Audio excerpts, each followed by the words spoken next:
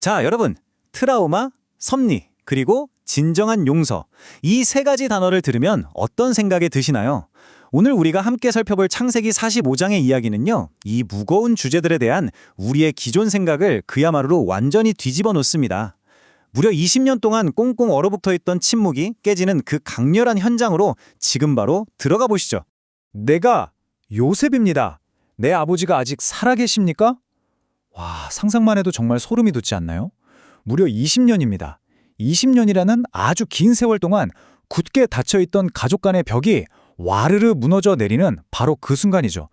여러분을 이 숨막히는 긴장감의 한가운데로 초대할게요. 죽은 줄로만 알았던 동생이, 그것도 당대 최고의 권력을 쥔 이집트의 통치자가 되어서 나타나 이 말을 딱 던졌을 때 그 방 안의 공기가 어땠을까요? 이 거대한 장벽이 도대체 어떻게 허물어지는지 우리 함께 그 과정을 추적해 보겠습니다. 1장입니다. 가면을 벗다 이집트의 통치자에서 상처받은 동생으로. 자, 요셉은 자신을 보고 덜덜 떠는 형들에게 진짜 정체를 밝히기 직전에 주변에 있던 시종들을 다 밖으로 내보냅니다. 엄청난 감정의 변화가 일어나는 순간인 거죠. 이때 기록된 묘사를 보면 정말 흥미롭습니다. 요셉이 드디어 자기 정체를 밝히면서 통곡을 하는데요. 그 소리가 어찌나 컸던지 밖에 있던 이집트 사람들은 물론이고 심지어 바로의 궁전에까지 그 울음소리가 다 들렸다고 해요. 여러분, 이건 그냥 슬퍼서 눈물 몇 방울 흘린 정도가 아니잖아요. 감히 쳐다보기도 힘든 그 절대 권력자의 자리에서 탁 내려와서 자신의 가장 깊은 상처, 그 연약함을 있는 그대로 드러내는 한 인간이자 동생으로 돌아가는 엄청난 전환점을 보여주는 겁니다. 우리가 이 대목에서 진짜 꼭 하나 짚고 넘어가야 할 점이 있습니다. 바로 진정한 관계의 회복이라는 건요, 우리가 평소에 쓰고 있는 권력이나 지위 혹은 알량한 자존심 같은 힘의 가면을 과감하게 벗어 던지고 내 진짜 연약한 모습을 보여줄 때 비로소 시작된다는 거예요. 상대방을 힘으로 억누르려고 할 때가 아니라 오히려 나 스스로 무장해제를 할 때 굳게 닫혀있던 화해의 문이 열린다는 거죠. 이어서 2장, 고통스러운 과거의 재해석, 하나님의 관점 발견하기입니다.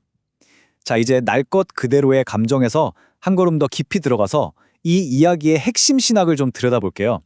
신은 우리의 가장 깊은 트라우마와 고통을 과연 어떻게 바라보고 계실까요? 여기서 정말 탁월한 개념이 하나 등장하는데요. 바로 새로운 과거라는 겁니다. 우리가 과거에 겪었던 고통스러운 사건 자체를 지워버릴 순 없잖아요. 그런데 신의 놀라운 섭리가 그 개인이 가진 상처받은 역사의 의미를 말 그대로 완전히 새롭게 다시 써 내려간다는 뜻입니다. 이 생각의 전환이 얼마나 극명한지 한번 보세요. 인간적인 관점, 그러니까 피해자의 입장에서만 보면 이건 명백하게 형들에게 버림받은 아주 끔찍한 배신입니다. 그런데 이걸 수많은 생명을 구원하려는 신성한 관점, 즉 하나님의 관점에서 딱 바라보면 어떻게 되죠? 이건 버림받은 게 아니라 하나님이 파송하신 것이 됩니다. 보세요. 단지 관점 하나가 바뀌었을 뿐인데 상처투성이었던 과거가 누군가를 살리기 위한 위대한 사명으로 180도 뒤바뀌어 버리는 거예요. 그렇다면 오늘 우리가 살펴보는 내용에서 말하는 섭리란 정확히 뭘까요? 요셉은 형들이 과거에 저지른 잘못을 없던 일로 덮어주거나 부인하지 않았어요. 형들은 분명히 아주 나쁜 의도로 동생을 팔아넘겼죠. 하지만 요셉은 그 악한 의도조차도 결국에는 궁극적인 선과 생명을 살리는 일로 이끌어가시는 신의 주권적인 손길을 본 겁니다. 네, 바로 이것이 모든 것을 합력해서 선을 이루는 섭리의 진짜 핵심입니다. 자, 3장으로 넘어갑니다. 생존을 위한 청사진, 행동하는 믿음입니다. 이렇게 과거를 새롭게 해석하는 눈을 가졌다면 그게 우리 현실에서는 도대체 어떻게 나타날까요? 이 놀라운 통찰이 어떻게 생존을 위한 구체적인 행동으로 이어지는지 한번 보겠습니다. 요셉이 가졌던 믿음은요, 그냥 머릿속에서만 둥둥 떠다니는 추상적인 개념이 아니었습니다. 그의 믿음은 앞으로 무려 5년이나 더 남은 혹독한 기근, 그 차디찬 현실을 아주 정면으로 마주하고 대비하는 엄청나게 실제적인 계획으로 나타났거든요. 보세요. 요셉은 감정에만 휩쓸려서 시간을 낭비하지 않고 즉각적으로 움직입니다. 먼저 흉년이 아직 5년이나 더 남았다는 그 막막한 현실을 정확히 인정합니다. 그리고는 목축업을 하기에 딱 좋은 고센 땅을 발빠르게 확보하죠. 마지막으로 생존을 위해 온 가족을 그곳으로 이주시키도록 철저하게 지시를 내립니다. 신의 섭리를 믿는다는 것이 오히려 현실을 방관하는 게 아니라 가장 철저하고 현실적인 준비로 이뤄진다는 걸 확실하게 증명해주는 대목이죠. 여기서 고센 땅을 내어준 건 그냥 당장 배고프니까 밥 한 끼 먹여주려는 그런 임시 방편이 아니었어요. 이건 언약 공동체 전체가 일단 살아남고 더 나아가 훗날을 도모하면서 크게 번성할 수 있도록 미래를 완벽하게 보장하는 아주 전략적이고 의도적인 마스터 플랜이었던 겁니다. 어느덧 4장이네요. 진정한 용서의 의미, 단순히 잊어버리는 것을 넘어서. 자, 이제 이 놀라운 이야기의 절정으로 향해 가보겠습니다. 요셉이 보여준 이 엄청난 행동들을 바탕으로 과연 진정한 용서란 무엇인지 다시 한번 정의해 볼게요.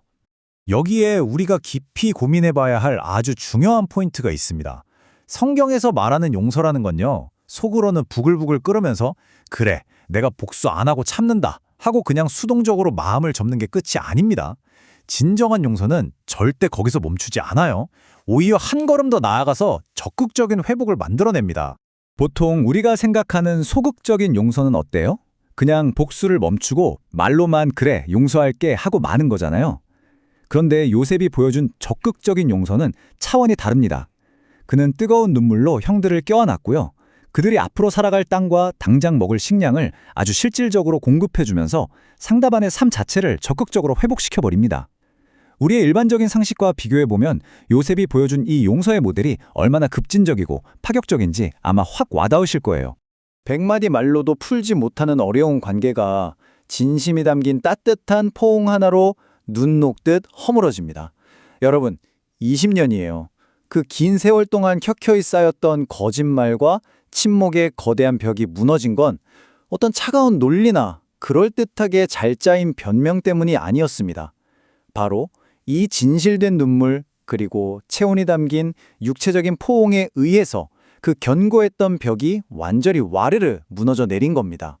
자, 이제 마지막으로 이 질문을 여러분 스스로에게 한번 던져보셨으면 좋겠습니다. 오늘 우리가 함께 살펴본 이 새로운 과거 그리고 적극적인 용서라는 놀라운 개념을 당장 내 삶에 적용해 본다면 어떨까요? 오랫동안 꽁꽁 얼어붙어 있는 그 관계의 문을 열기 위해서 오늘 당장 여러분이 실천할 수 있는 진심 어린 사랑의 행동은 과연 무엇입니까? 이 묵직한 질문을 여러분의 마음에 남겨드리면서 오늘 해설은 여기서 마무리하겠습니다. 끝까지 함께해 주셔서 정말 감사합니다.